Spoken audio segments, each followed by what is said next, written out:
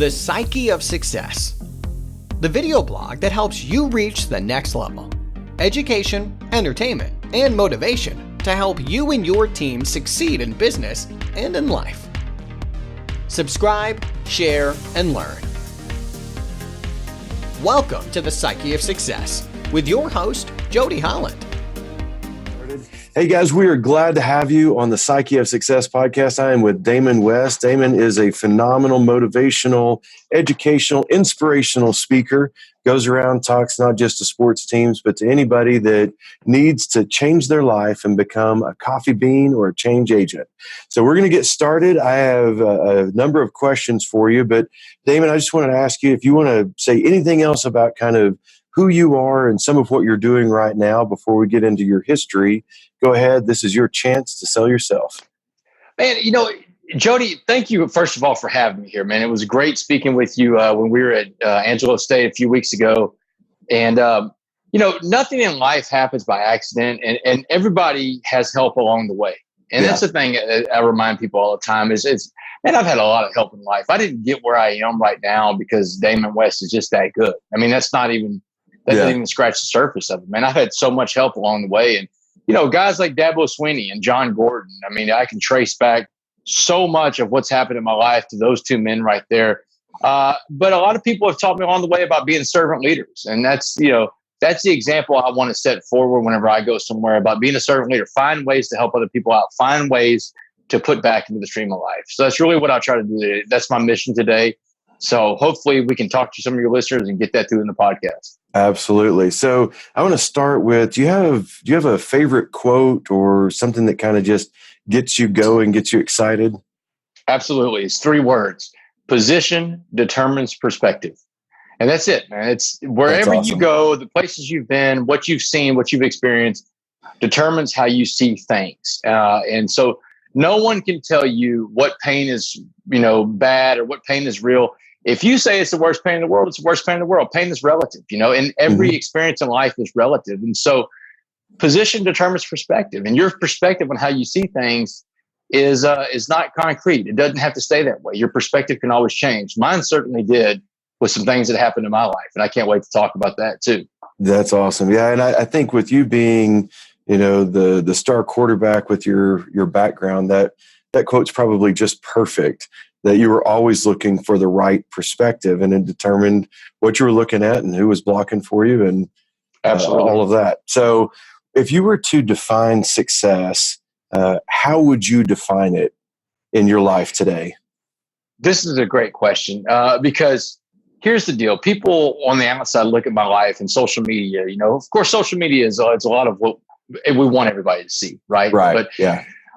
And by any metric, I've had a ton of success. I've been out of prison less than 4 years. Worked for a huge prestigious law firm. I'll begin as a criminal justice professor next spring at the University of Houston. Written 2 books. I go around speaking all the time.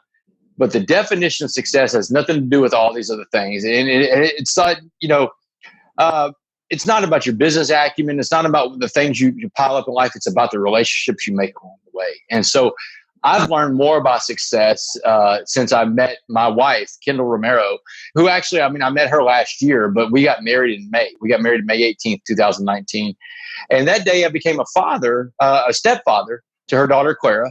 I'm Clara's stepfather, and I became a husband to Kendall. And so those 2 jobs, those 2 hats that I wear, being a stepfather and being a husband, are the most important hats that I can put on. And that's what life is all about, the relationships we make along the way. And since I've been out of prison, I've been able to build on relationships. And because, Jody, that I'm in recovery, and I talk about recovery everywhere I go, because I'm in a program recovery, because I actively work my program recovery, I have a sponsor, I work the steps, I do the things necessary, because you can't just go to these meetings and hope it sinks in by osmosis. That doesn't work. But because I work my program recovery, I'm able to have mature adult relationships today. Yeah. And the definition of success is those relationships that you build in life. That's what it's all about. Yeah. And man, I was reading in your book, and I read some more this morning, about 30, 45 minutes. It is a great read. And in the show notes, I'm going to put the link to both of those books. But just going through that history from the time you were 9 years old and the things that happened all the way through, your time in DC and and all of that trying to figure out your path. I mean, that's a lot of tough times. And for those who have not read your story or heard you speak yet, I mean, the fact that you went to prison on this life term and then miraculously got out early before you really should have, I mean, that shows God was in your life and God was kind of guiding other people to see that you were making changes. But I would love for you to just talk a little bit about some of what Mr. Jackson taught you before you went to prison and how you used some of that to make it through that intensely boiling water and that tough time. Absolutely, because these are moments that shaped my life. And I think, whatever your concept of God is, and, I'm Christian, so I've got the Christian concept of God, but there's more than Christians out there. And so when I speak, I try to speak to everybody, Jody, because I recognize that there's a lot of different faiths out there. There's people with no faith.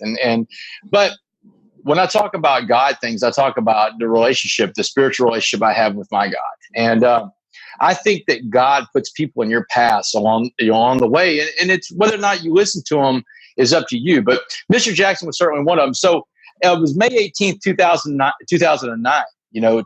Actually 10 years to the day that I got married just recently, May 18th, 2019. Awesome.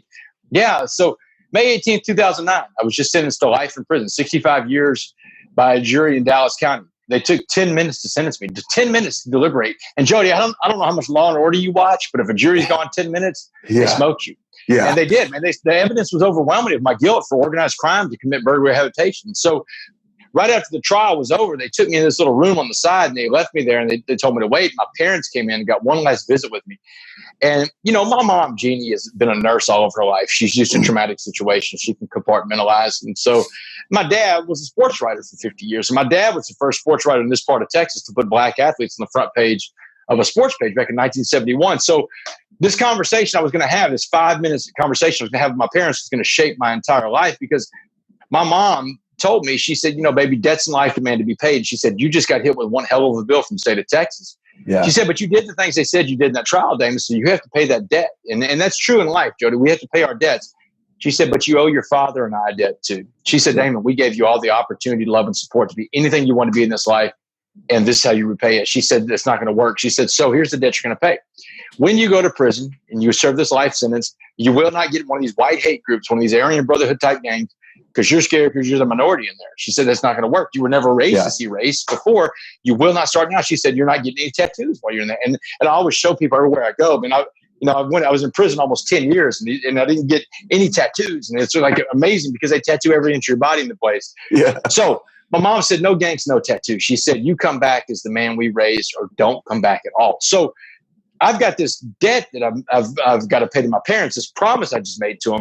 Yeah. But I don't know how to fulfill it because when I get back to the pod in county jail, I'm asking every guy that's ever been to prison, how am I going to survive? And every single man, Jody, is telling me the same thing. Black guys, white guys, Asian guys, Hispanic guys. Man, you got to get to a gang. You just got hit with a life sentence and you're going to the worst part of the Texas prison system where everybody in your building has life and you don't even come off the building for 5 years. They're painting this dreary, dystopian type scene that I'm about to walk into. And they were right too. It is dystopian. And so they said, man, you got to get to a gang, man. Just make your life easy, get to a gang. But there was this one guy, this older African-American guy named Mr. Jackson. And Mr. Jackson was a seasoned convict. He's in his 60s probably. I don't even know his real age. And, he had been to prison 4 or 5 times. But he was real positive, Jody. He would always come up and talk to me every day. And we would kick it and hang out. And so one morning he walks up to me. He says, West, I've been watching how you're dealing with these knuckleheads, these dummies. Talk about you got to get into a gang. He said, do not listen to them. He said, but I want you to understand some things about prison. He said, I want you to imagine prison as like a pot of boiling water. He said, anything we put in that pot of boiling water is going to be changed by the heat and the pressure inside that pot. He said, Wes, I want to put 3 things in that pot of boiling water and watch how they change: a carrot, an egg, and a coffee bean. He said, so first things first, if I put a carrot into a pot of boiling water, he said, what happens to the carrot? And I said, well, it turns soft, Mr. Jackson. He said, that's right. He said, the carrot goes to prison hard, but the water changes that carrot. Prison changes the carrot, breaks it down. He gets beat, he gets robbed, you may get raped, and he may get killed. He said, you do not want to be the carrot. He said, what about the egg, Wes? And I said, well, the egg turns hard, Mr. Jackson. He said, that's right. He said, the egg has that hard outer shell. He said, physically, eggs are fine. He said, but inside his heart, that soft liquid core turned hard. He said, if your heart becomes hard, you become incapable of giving or receiving love. He said, if you are incapable of giving or receiving love, you would become institutionalized. He said, and you will not come back as someone your parents recognize. He said, what about the coffee bean, West? And I had no idea, Jody. So I told Mr. Jackson, I don't know. And Mr. Jackson laughed at me. He said, for a college boy, you're not too smart. He said, all that education in the world is not going to help me where I'm going, Jody. So he said, if I put a coffee bean to that pot of boiling water we call prison, he said, now you got to change the name of the water to coffee. He said, the coffee bean, the smallest of these three things, small like you, West, had the power to change the entire atmosphere inside that pot. He said, everybody in life puts out energy, negative or positive. He explained what's called the law of attraction. He said, whatever kind of energy you put out, you'll attract back. He said, so if you want to walk around prison all the time with a mean mug on your face and a frown, he said, you want to look hard, he said, you'll attract that same kind of inmate. You'll actually attract the trouble. Yeah. He said, it can be a very dangerous, even deadly endeavor in there. He said, but West, if you walk around prison with a smile on your face and you let those guys know they're not getting you, no matter what they do, he said, you'll change that prison from the inside out. He said, the best part about it is the other coffee beans in prison, the other positive people will find you because of your energy. And the last thing Mr. Jackson told me before I got on the prison bus in August of 2009 to get shipped to prison, the last thing he told me was go out there and go be that coffee bean. And so, and that's, I got sent to prison with a life sentence, an environment I've never been to before. You talk about a pot of boiling water, Jody. I mean, it was the most intense. I've been to hell and back, and I've seen the devil. And I mean, it's literally the hardest place on earth is maximum security penitentiary. And I learned a lot of valuable lessons there. But more importantly, I figured it out how to become a coffee bean because it didn't come with a guide or instruction manual. Yeah. And it was tough, man. It was a tough place. But it's those lessons that I learned inside that place, that deep, dark, evil place, that I go and share with others because I think it's so valuable because you can't deny what you can see. I mean, Jody, we've met before in the flesh. You're talking to me now. I mean, for me to make the kind of turnaround I did in the environment I did, that there had to be some kind of power at work there. Absolutely. Yeah. My little background on me, my first job out of college was Project Rio with the state of Texas. Oh, yeah. I remember Project Rio. Yeah. It doesn't exist anymore. The reentry program. Yeah. The reintegration of offenders. Yeah. And so I would work with guys as they were coming out to try to teach them how to get a job, how to turn their life around. And I got to tell you, I mean, I worked with probably 500 plus people in that first job. You have done so much better than anyone I ever met. And I think there's a few distinctions that I see. And one is you owned responsibility for yourself. And the vast majority of people do not own responsibility for themselves or for what they've done in the past. And so when they get all just caught up and it's not my fault, it's somebody else, to me, that's kind of turning into that hard-boiled egg. And you're going, absolutely. Yeah, it's not me. It's never me. It was never me. It's not my fault. I just got caught. And so I think that, the psychological theory is called the locus of control. And so you're either an internal locus of control, I accept who I am, I make my way in this life, or external, it's not my fault, it's my circumstances that created who I am.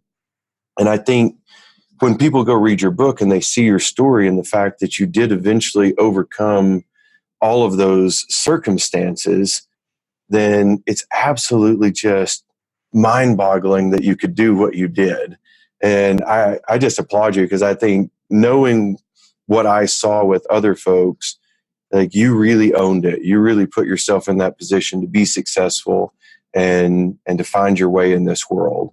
And so I think that's awesome. And I think that advice about being the coffee bean, I've shared that almost every day since I met you. That's awesome. So that was my call. That's my call to action everywhere I go is to go. I tell audiences, go out there and share Mr. Jackson's coffee bean story and go out there and be the coffee bean. And I appreciate what you say about the owning it part. And I think that's important. Today they don't have Project Rio in the Texas reentry system, but they've started doing stuff with me and parole. So every other Thursday, I go to the parole office here in Jefferson County, where I'm a parolee too, and I speak to the new arrivals, the new people coming out of prison, the new men and women that are recently paroled, and I have a conversation with them. And the first thing I tell them is that, hey, look, you want something different in this life. You want what I got, and everybody in the room, every head is shaking yes. And I hope they do. I hope they want what I've got. I said, all right, I'm going to tell you how to get it. The first thing you've got to do, though, you want something different. You want people to take you serious. You got to own your mistakes. You got to own it. And that's because no one wants to hear this. Well, I had these problems. I had that problem. And I get it. And I get it because, I didn't have those same excuses. I didn't come from a broken home. Jody, my parents have been married for 51 years. Yeah. I had a great life. I've got a master's degree. I went to prison. I had a bachelor's degree. And that just put me in the top probably 5% of all people in the Texas Department of Criminal Justice alone. But most people in my background don't end up in the penitentiary. And I get that, man. I get that I've had more opportunities in life. But the change that happens in our lives, the power to do things comes from within us, man. If we let those outside circumstances do that, that's on us. We have to abdicate our responsibilities. We have to abdicate our ability to make that pot of boiling water a pot of coffee. We have to choose to become eggs or carrots. Yeah, absolutely. Yeah, and I think that choice is a daily choice. I mean, every day we wake up and we go, what am I going to do today? And one of the other things I loved from your speech was you said that the one thing that you wanted your life to be was useful. Useful. And I worked with the athletes last year at West Texas A&M and actually already reached out to the coordinator for all of the development for the athletes there and said, here's your guy for next time. You need Damon. Oh, wow. So That's awesome, man. Thank you. I'm hoping that Kimberly Dudley gives you a call. And I'm going to make sure she gets a copy of this as well to know she should call you. But I think what a lot of those young athletes are looking at is they're looking at, I just want to be successful. I just want to be rich. I just want the end result. And even in your story of athleticism, I think sports is a perfect metaphor for overcoming any adversity because every game you play is a struggle. And as you struggle, you're constantly figuring out, going back to your opening quote, what's my position going to be so that I have the right perspective? Right. Exactly. And sports is good for so many things. And it teaches us so many lessons. And like you're talking about the struggle, because here's the deal. You're going to lose a lot of times in life. Yeah. Sorry, the cat, we've got a little Bengal cat named Trixie, and she's actually knocking over the camera right now. This is That's awesome. This is Trixie. You said it'll add character if the animals are in the video. So there's Trixie. She's a beautiful Bengal cat. Oh, man. She's gorgeous. She's wild. Trixie, say hi. Okay. So you've met Mary and you've met Trixie now. So that's awesome. Trixie's coming knocking over footballs. So, but I kind of like lost track. What was I talking about just now before Trixie knocked over everything? So we were just talking about how sports are the perfect metaphor for right, because the lessons you learn along the way and the things that happen in sports. Because here's the deal. It teaches us how to lose and learn from our losses. Learn from our mistakes. It builds character, teaches teamwork. Because look, life is a team sport, man. Life is not a game of golf. We're on a team. This is a human race, and we're on the same team. But I think if we could capture what we have these athletes doing for 4 years in a college program, for 4 years they're in not an echo chamber, but a vacuum almost, if you will, because they don't see race. They don't see all the stuff that goes on. All the problems that you see right now in this country with intolerance and the divisiveness, they don't see that because they're there every single day with guys of multiple races and multiple backgrounds, and they're sweating next to each other. They're bleeding next to each other. They're going to battle, going to war next to each other. They're competing with each other for the same purpose. And for 4 years, they don't see all that stuff, man. They've got blinders on. If we could bottle that up somehow and distribute it out to the rest of the country, the rest of the world, what kind of place will we have? But for 4 years, they're blocked off from all that. And, I just wish everybody could hold on to that for the rest of their lives. But unfortunately, that's not reality. That's a utopia. Yeah. Well, and I've had the same belief my entire life that if we just saw people as people and stopped saying, oh, well, you're African-American, you're Hispanic, you're Asian, you're white, whatever, and just say you're a person, you have value, you have something to offer this world, then all of a sudden, most of what we deal with, you're right, it's just gone. And one of the worst things, go ahead. No, I was saying, I was just going to agree with you that I think that would be utopia. I just don't know how to get there. One of the worst things we've ever done, the biggest disservice we've done to our citizens in this country is we put the hyphen into things, hyphenated things. Yes. African American, Mexican American, Hispanic American, Asian American. Man, aren't we all just Americans? And at the end of the day, you look at other countries, they don't have Black French. They don't have African French. They don't have African English. They don't have any of this stuff, man. You're either English or you're French or you're American. Right. But we do that. Yeah. We've hyphenated ourselves and segregated ourselves. We've self-segregated, man. It's crazy. It's nuts that we do this to ourselves. And it's something that it's almost like you can't pull back from it. It's so ingrained in us now. It's a generational thing. Heck, I think in order to get past, I know this isn't supposed to be the topic of the day, but I mean, I get passionate about this stuff to get past the issues of race and diversity in this country. I mean, it's almost like generations have to die off. You go into any elementary school cafeteria in the South down here. I live in Texas. You go to any elementary school cafeteria down here in the South, and you watch how kids eat their food. You look at first graders, second graders, and you see so much of them self-segregating. And kids just want to be around other kids at that age. But where are they learning this? They have to learn this at the home. This is a generational thing, and I'm encouraged. There's people bag on this generation coming up and how their work ethic and some things about them, but they've got a sense of decency and inclusion with them that goes around. And it's not like they're just not going to fall for anything, man. So it's a generational deal. I'm hopeful, though. I'm hopeful for the future. I am too. Yeah, and I watch my two daughters. I've got one at UT Austin and one at West Texas A&M now, and they don't care what race you are. They don't care where you grew up. They don't care about any of that stuff, and I love that. And so I say the same thing when I speak, and I said it yesterday at a program that I taught at, that it's not about race anymore. It's not about division. You're born with two fears: fear of loud noises and the fear of falling. That's it. You're not afraid of other people. And so you're right. Somebody had to teach them, oh my gosh, that person is different than you. And then it creates what's called an unconscious bias. And so you start looking at those people like, oh, a different person. I don't know if I can be friends with a different person. So it's learned in the home. And so, like I told you about the relationships you build along the way being the most important thing. In our home, Kendall and I, we have her daughter, Clara, my stepdaughter, and we have her 7 on, 7 off. And she's got a wonderful father, by the way. So and she's got 2 great homes. She's a very lucky child. She's got 2 great homes and blended families.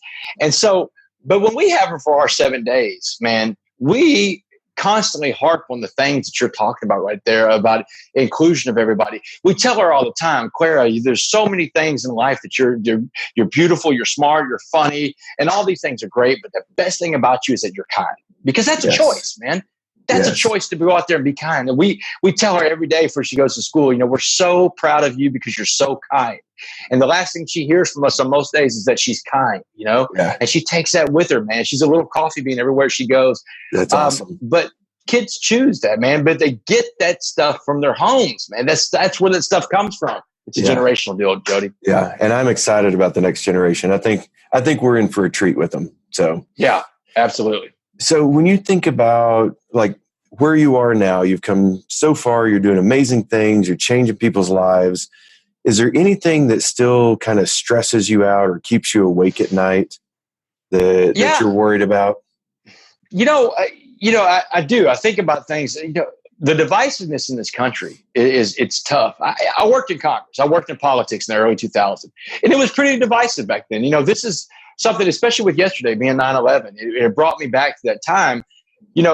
That was really a fork in the road for this country. We had choices to make at that point. And I believe we made some really bad choices. We made some poor decisions on how to handle that tragedy. We allowed some of our leaders to go in and take a lot of our rights away in the process. And they clouded in patriotism. And a lot of people will cloud things, they cloak it in patriotism and make you think, well, it's, you're not patriotic if you're not doing this. And so, but the divisiveness has gotten so bad in politics, but it's translated into everything we see. And it's the loud noise that you can't get through. And it keeps me up at night because here's the deal. And this is a warning to all your listeners. This is a warning from a guy that's been to hell and back. I told you, I've met the devil. I've been to prison, man. I've been to maximum security prison. I've got through and I survived on God's back. Here's a warning. Most people in life are followers, Jody. That's it. And that's the reality of life. Most people in life followers. There are very few leaders out there. And so people are thirsty to be led. They want to be led. They're looking for a leader.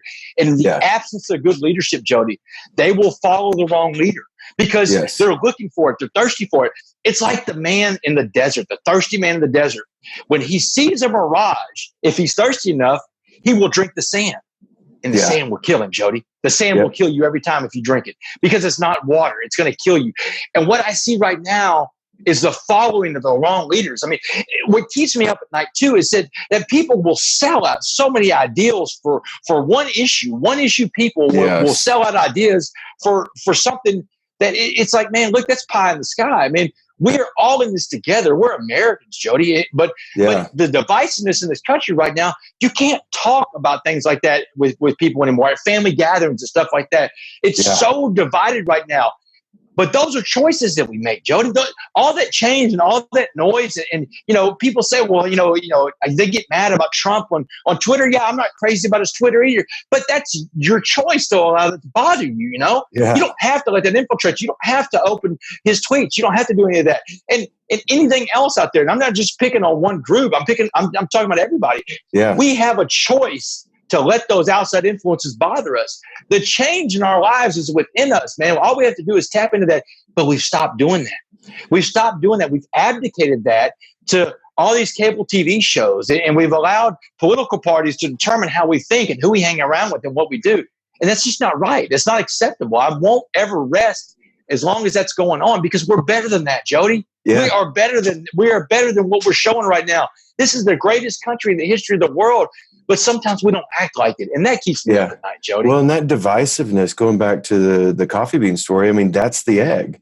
That's the getting hard on the inside. Absolutely. And forgetting we can be kind and we can be a positive influence regardless of what happens around us. Absolutely. Absolutely. Oh. The Democrats, the Republicans, people get mad at both parties. You know what? Turn off the TV, just change the channel and hang out with people, have conversations. People don't have conversations anymore, Jody. That keeps me up at night. It's like, man, you got differences with somebody. Stop hiding behind a keyboard. The social media, the stuff. Social media. They said the World Wide Web. I remember when it came out in the 90s, man. I remember I was in my college class in 95. We were one of the first groups in a college group to get on the internet. There were like 150,000 people on the internet at the time in the whole world. And they said, hey, it's going to change lives. It's going to be better. And it's great for information. I mean, look, man, I had debates with people, when I was younger about an 80s song, and it would take a year to solve the debate, and you have to go to the record store. You have to be in the record store to figure it out. Now everybody says, let's just Google it. Yeah. But we don't communicate anymore. And without communication, you have nothing. Communication is so important to human interaction, to any interaction. Even with my animals, Mary and Trixie, I've got to be able to communicate with them. They're going to be able to communicate with me when they're hungry. But we don't communicate anymore, Jody. And it bothers me. It keeps me up at night because we're better than that. And that's one of the reasons why I think my message, too, is timely. And Jon Gordon getting with me to write the book, The Coffee Bean, because he believed in the message of the Coffee Bean message. He told me a year ago, Jody, last August when he called me, he's like, Dabo Swinney can't quit talking about you and this coffee bean story. He said, Damon, we got to write a book. We got to get this message out to the world, not just the country, but the world. And it's happening, Jody. That book has been picked up in France and Vietnam and China and Korea. All these other countries are buying the rights to this story. That coffee bean is spread. Imagine what Mr. Jackson, who I can't find. I don't know Mr. Jackson's real name because Mr. Jackson was a Muslim guy, and those guys changed their name. They give up what's called their government name. And so I call him Mr. Jackson for the sake of the story. He went by the name Muhammad. I don't know his birth date. I don't know his real name. But imagine if he sees this and sees what's going on. Imagine what he thinks about his little story that he told to a guy that he probably thought he'd never see again. Where it's gone now. But that message is so important. It saved my life. Yeah. And I talk about the butterfly effect. Absolutely. He flapped his wings, changed your life. Now, Jon Gordon heard it because you told the story to Dabo Swinney and changed John's life, changed Dabo's life, changed your life as a result. And so you just keep flapping those wings and being a coffee bean. And I think it's the coolest thing I've ever heard. Like, I really, really love what it's doing, and I'm going to spread it as much as I can. Man, I appreciate that, Jody. Thank you so much. And man, thanks for doing the follow-up, man. We're sitting there in the green room getting ready to go speak, and we do the thing that authors typically do. We get on Amazon, we order each other's books. You've got I don't have a podcast. You've got a podcast. You said, I'd like to have you on. You did the follow-up, man. That's a choice, man. And I appreciate that because, I can't get through to everybody. You can't get through to everybody, but we're going to get through to somebody. We change somebody's life. And that's important for that one person whose life has changed, who is affected by this. It's important for them. That's awesome. So you've given us tons of great advice. I think the life lessons are in there that we've already talked about, but do you have like one or two daily success habits that you believe keep you going in the right direction that you could share with the listeners? Sure. So, being an addict and being in recovery now, daily habit. Let's say we'll start it backwards. At night, I tell everybody every day in my presentations, you got to work out in 3 areas every day: spiritually, mentally, and physically. You got to get in shape, and that's because we are what we eat. So people say, "What do you mean by spiritually working out?" Well, a spiritual workout is this: at the end of each day, and this comes out of the big books, Alcoholics Anonymous, where I got it from.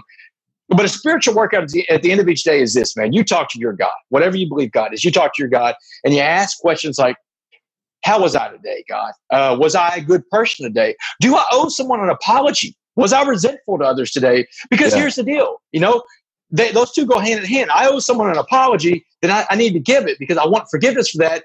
But also, am I resenting somebody? Do I need to forgive somebody too? Yeah. That's a spiritual workout, And if you'll follow through with that, if you'll hold yourself accountable to your God, man, your life will change because then you have a different perspective. Perspective comes back again. And so you ask yourself those questions at the end of each night. And when I get up each day, I say the same prayer that I learned in prison and when I was in recovery.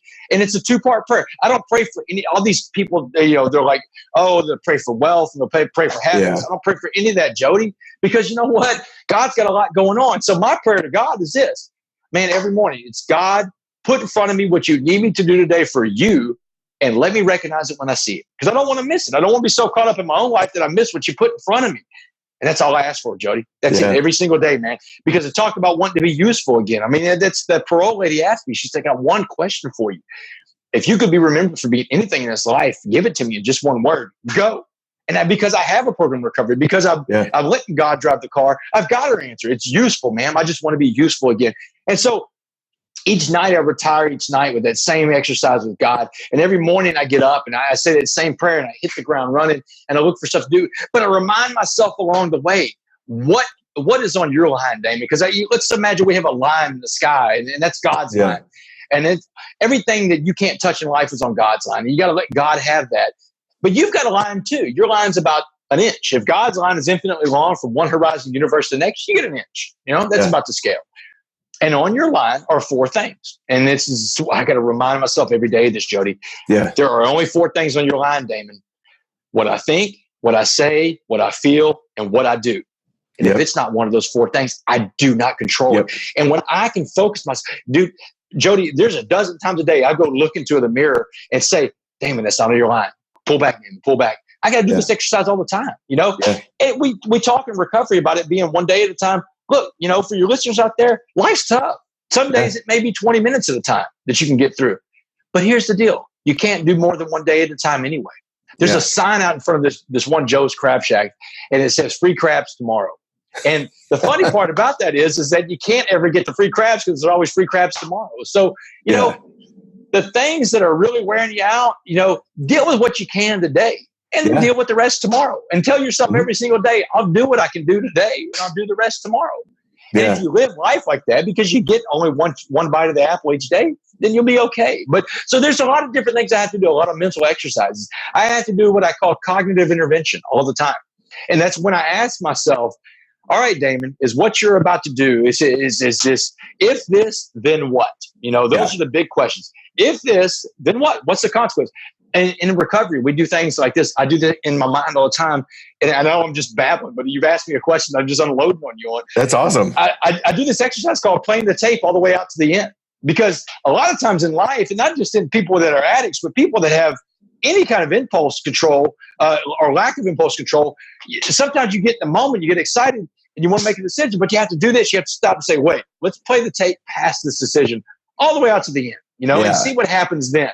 And then you start thinking about where are the consequences of that decision? Because every decision has consequences, good or bad. And so I play the tape out all the way to the end. I do a lot of mental exercises now. That's because awesome. That's one area I control, man. Only thing I control is what's between my ears, what I think, what I say, what I feel, and what I do. So I do those mental exercises every single day. I have to, Jody. I have to do that But the main thing I do every day is I have a program of recovery, and I tap into that. I go to meetings all the time. I do service work. And the big thing in recovery is service work. We go out and we find ways to be useful in society, and that keeps us sober. And that's the most important thing in my life, Jody, is my program of recovery. Without that, I lose everything. So anything I will ever put in front of my program of recovery, I know that I will lose. And that's my family. That's everything. Yep. So you ask me about the most important things, those are relationships, but those relationships are nothing without my program of recovery. Amen, brother. That's awesome. That's awesome. Good. Man, this has been an absolutely fantastic interview. You have endless energy, it seems like, which I love. You get some guests and they're like, well, I think, but I love your energy. I love your excitement. I am going to find a way to get you to Amarillo, Texas to come work with West Texas A&M one way or another. So I would love to, man. Lincoln Riley, I'm working on something with him, and he wants me to go talk to somebody out there, a friend of his in Amarillo. So I'll probably be in Amarillo pretty soon. Well, very cool. So, I have a bunkhouse next to my house. You have a free place to stay anytime you need. Awesome. And I'll probably take you up on that, man. And look, Jody, I appreciate it. Stay in touch, and let's see how we can go out and make coffee. That sounds great, man. I'm going to be a coffee bean. Thank you so much for your advice. Thanks, Jody. Appreciate you, brother. Thank you. If you enjoyed episode 1 of Psyche of Success with your host, Jody Holland. If you did enjoy it, make sure you subscribe and follow us. Download as much as you can. Tell your friends. Take out billboards if you want to. All of it's fine with us. You can find us on YouTube. Look for Jody Holland Training. And also just look for Psyche of Success on iTunes and download the podcast. We'll see you on the next episode. Thanks, guys.